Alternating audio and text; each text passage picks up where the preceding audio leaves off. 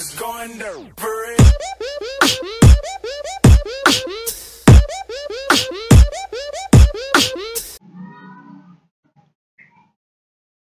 Assalamualaikum warahmatullahi wabarakatuh. Kembali lagi bersama saya Rizky Alfalah dengan seputar pembahasan tentang sastra. Adapun pembahasan kita pada kali ini yaitu pantun sebagai puisi klasik. Langsung saja, yang pertama itu menurut Braginsky memberi istilah terhadap pantun ini. Braginsky mengatakan bahwa pantun itu puisi empat seuntai atau kuatren yang berirama silang.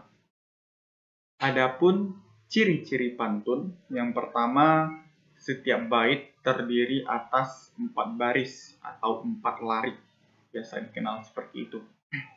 Yang kedua, banyaknya suku kata tiap lari terdiri atas 8 sampai 12 suku kata. Biasanya seperti itu, 8 sampai 12 suku kata. Dan banyaknya suku kata ini hampir sama di setiap pantunnya. Yang ketiga, pola saja akhirnya adalah ABAB. Kita lebih mengenal pola saja pada pantun ini yaitu ABAB. Tetapi ada juga pantun yang menggunakan pola saja AA.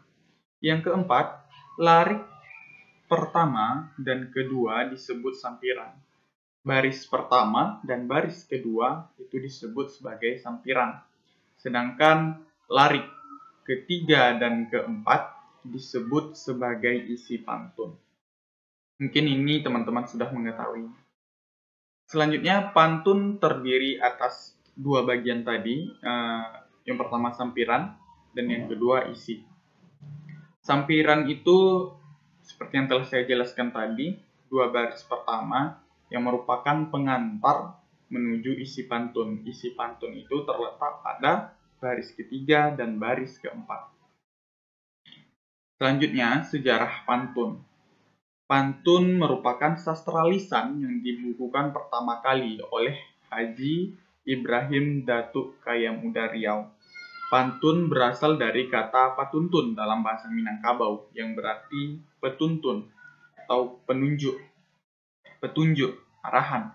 Dalam bahasa Jawa dikenal sebagai parikan. Pantun sering dijadikan sebagai alat komunikasi. Pantun bersifat ringkas, romantik, dan mampu mengetengahkan aspirasi masyarakat dengan lebih jelas. Dapat dikatakan bahwa pantun ini mudah untuk dibuat, tidak seperti syair maupun gurindam. Hanya dengan mencocokkan antara sampiran dan isinya saja, berfokus pada pola saja. Pada akhirnya saja, yang biasa kita lakukan, kita sudah mampu membuat sebuah pantun. Dan pantun ini ada jenis-jenisnya. Yang pertama ada pantun agama, ada pantun adat, pantun budi, pantun jenaka, pantun kepahlawanan, pantun kias, pantun nasihat, pantun percintaan, pantun peribahasa, pantun perpisahan, dan pantun teka-teki. Juga ada pembagian pantun berdasarkan jumlah baris atau lariknya. Pantun biasa, yaitu pantun yang terdiri dari 4 baris setiap bait. Yang kedua ada pantun kilat atau karmina, yaitu pantun yang hanya tersusun dari 2 baris saja. Yang ketiga ada talibun, pantun yang terdiri lebih dari 4 baris, namun selalu genap. Dia tidak boleh ganjil, dia memang lebih dari 4, tetapi barisnya selalu genap. Yang terakhir ada seloka, pantun yang terdiri dari 4 baris, tetapi persajakannya datar, yaitu AAA. Seperti yang saya sampaikan di awal tadi, bahwa pantun tidak hanya bersaja ABAB, tapi ada juga bersaja AAA. Dan ini dinamakan dengan seloka.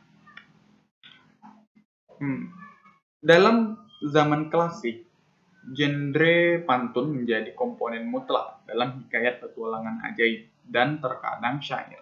Dengan demikian, sebagai sarana penghias dan pengungkap perasaan dan pikiran tokoh-tokoh pantun menggantikan bait-bait masnawi dan kasidah yang terdapat dalam hikayat zaman Islam awal, bahkan di dalam hikayat Sri Rama.